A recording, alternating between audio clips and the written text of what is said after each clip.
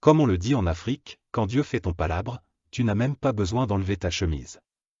Il nous aurait fallu cette crise ukrainienne pour mieux comprendre le monde ou du moins le système dans lequel nous vivons. L'expression « à quelque chose malheur est bon » trouve ici tout son sens, et c'est pas la diplomate russe Katia Kopylova qui nous dira le contraire. Le processus qu'on est en train de vivre aujourd'hui est beaucoup plus puissant, 1000 fois plus puissant je dirais, et plus fondamental que la disparition de l'URSS. En fait, la disparition de l'URSS a été avant tout une humiliation pour la nation russe et l'a entraîné la désagrégation de son territoire et le rétrécissement de sa zone d'influence. Elle a aussi provoqué un déséquilibre dans la communauté internationale, étant donné qu'elle a supprimé le seul pays capable de faire contrepoids aux États-Unis et d'encadrer sa puissance. Mais ce qui se passe aujourd'hui en Ukraine va au-delà d'un simple affrontement militaire. C'est très important de le comprendre. En fait, ce qui a commencé et ce qui a été envisagé au départ comme une espèce d'intervention humanitaire pour faire cesser les violations massives des droits de l'homme dont étaient victimes les habitants de l'Est de l'Ukraine à l'époque, a accéléré un processus qui signe la fin du monde occidentalocentrique, c'est-à-dire le monde qui existe à peu près depuis la Grèce antique. Je dis bien accéléré et non déclenché, puisque c'est un processus à la fois naturel, mais qui a aussi été accéléré par une succession d'erreurs de calcul de la part des Occidentaux. Qu'est-ce qu'on voit aujourd'hui ? On voit tout simplement que le roi Occident est nu, qu'il ne commande plus à travers la planète. Il a complètement échoué à imposer aux autres États sa volonté d'isoler la Russie. Il est obligé de quémander à genoux des ristournes sur les matières premières aux pays du Maghreb et du Golfe. La paupérisation est galopante. La dette est colossale. Sur le plan monétaire, l'opération russe a fait sauter le tabou qui était le commerce en monnaie nationale et non en dollars. Et sur le plan des valeurs, l'Occident s'est complètement décrédibilisé en tant que défenseur des droits de l'homme. Et si vous voulez, toutes ces gesticulations sous forme de sanctions, d'appels à créer un tribunal pour juger la Russie, de tout chahut-bahut médiatique, de faits grossiers, mais aussi de sérieuses querelles internes au sein du bloc occidental sont des spasmes d'agonie. Lisez la définition du mot agonie, c'est un état transitoire correspondant aux derniers instants de la vie et qui peut prendre l'apparence d'une lutte contre la mort lorsqu'il s'accompagne d'une agitation convulsive ou de réactions psychologiques telles que peur ou refus.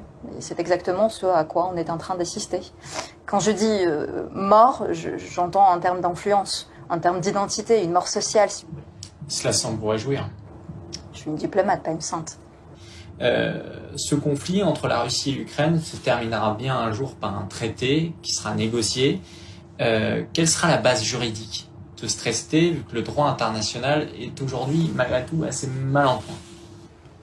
Le droit international moderne est le produit de l'évolution de la culture et de l'histoire essentiellement européenne, qui prend racine au XVIIe et XIXe siècle.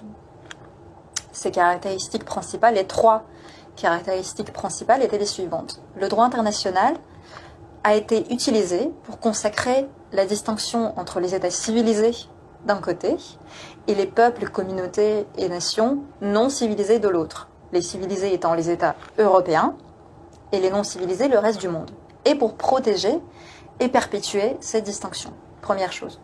Deuxième chose, bien que les États européens ne niassent pas l'existence d'autres pays au-delà de leurs frontières, leur personnalité juridique ne pouvait pas être considérée comme égale à celle des États du monde civilisé européen.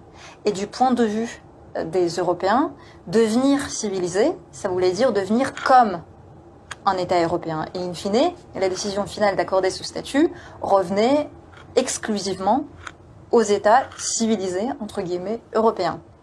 Ce qui, dans la pratique, voulait dire que les États tels que la Chine, le Japon ou la Turquie ne pourraient jamais devenir civilisés, ne pouvaient jamais appartenir à ce monde européen. Et troisième caractéristique, le droit international servait à justifier la légitimité de l'existence et de l'expansion des empires et de leurs possessions coloniales.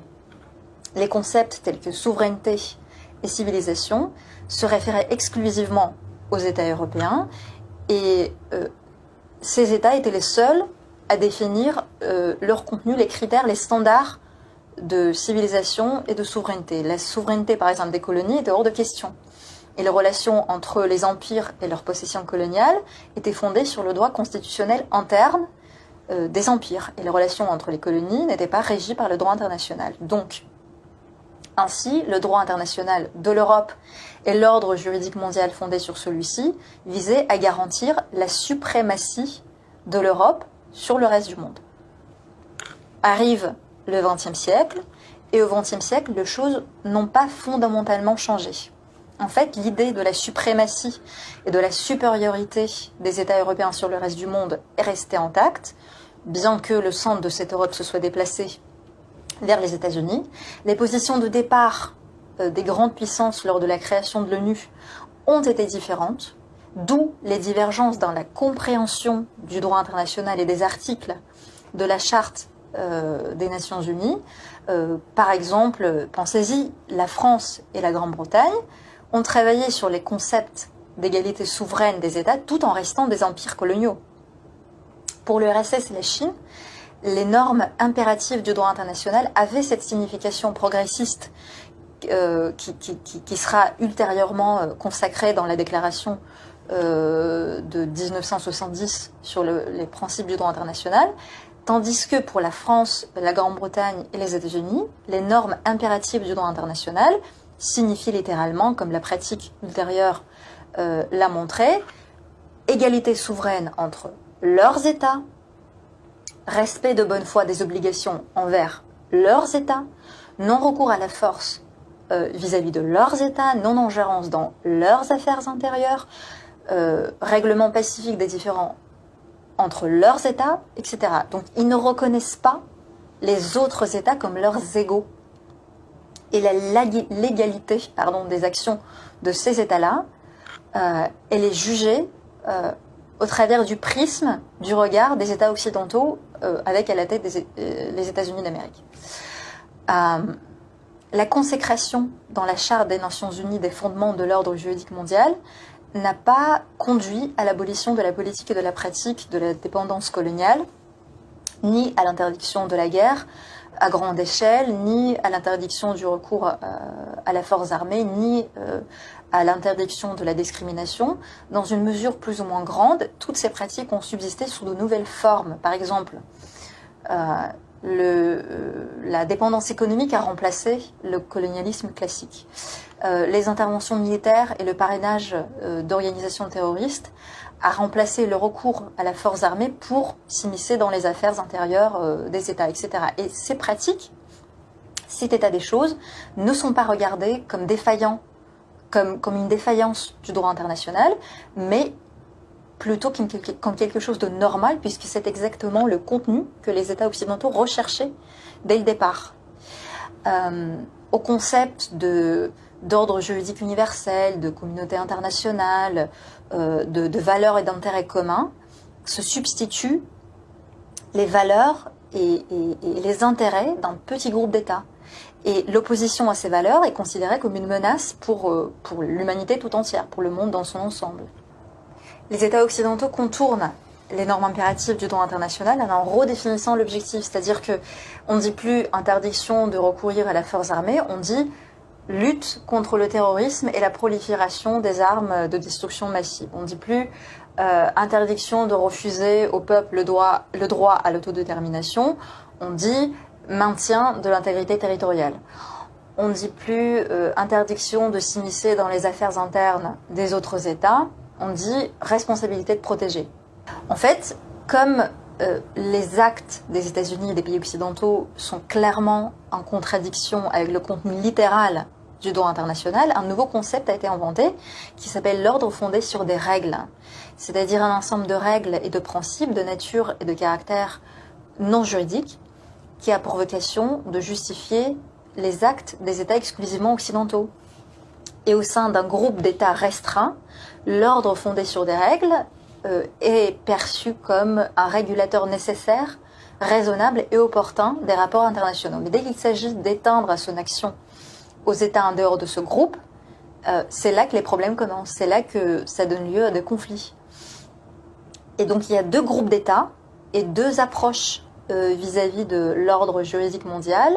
Le premier qui reconnaît, qui admet l'existence de l'ordre fondé sur des règles et s'y soumet, et l'autre qui le nie, ou pour le moins qui refuse de se l'approprier parce qu'il tient au respect rigoureux des normes fondamentales du droit international. Donc deux systèmes parallèles et distincts du droit international se sont formés, ayant pour seule source la charte des Nations Unies, sauf qu'elle est différente dans son interprétation.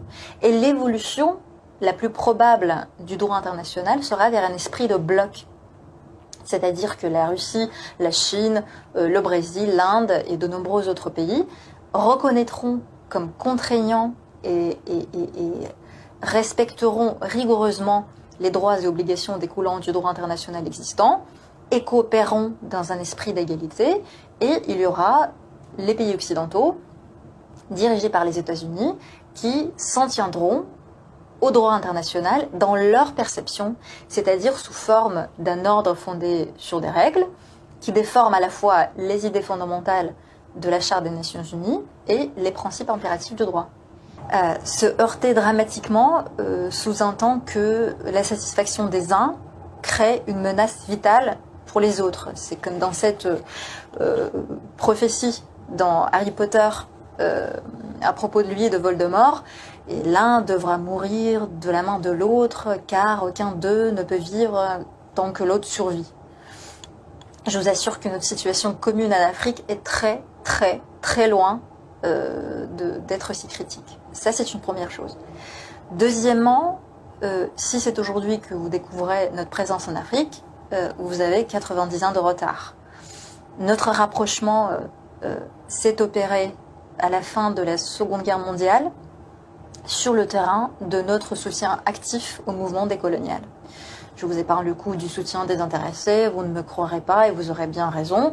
Évidemment que dans le contexte de l'affrontement idéologique entre l'URSS et l'Amérique, l'Afrique était un enjeu, mais n'empêche que par rapport aux politiques africaines occidentales, la nôtre avait l'avantage d'être débarrassée de tout passif, de tout préjugé et de se construire sur des bases saines.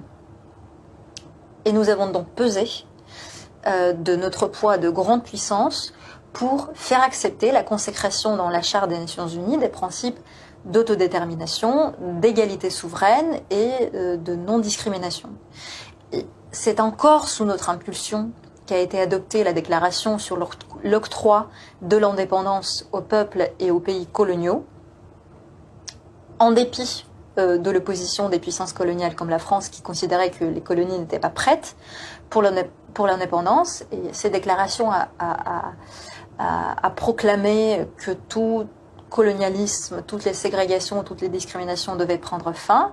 Et elle a donné un puissant élan au mouvement de libération partout dans le monde et notamment en Afrique. L'URSS et les pays du bloc communiste saisissaient toutes les occasions pour défendre dans les instances internationales les intérêts, les souhaits légitimes des combattants contre le colonialisme. C'est pour ce qui est du volet politico-légal de notre politique africaine. Maintenant, le volet idéologico-culturel. L'URSS et les pays dans l'orbite de l'influence soviétique ont engagé un vaste réseau d'universités à offrir des bourses d'études et des exemptions des frais de scolarité aux étudiants africains qui venaient se former chez nous au métier d'ingénieur, de médecin, apprendre la langue pour ensuite mettre ces compétences au service de leur pays d'origine.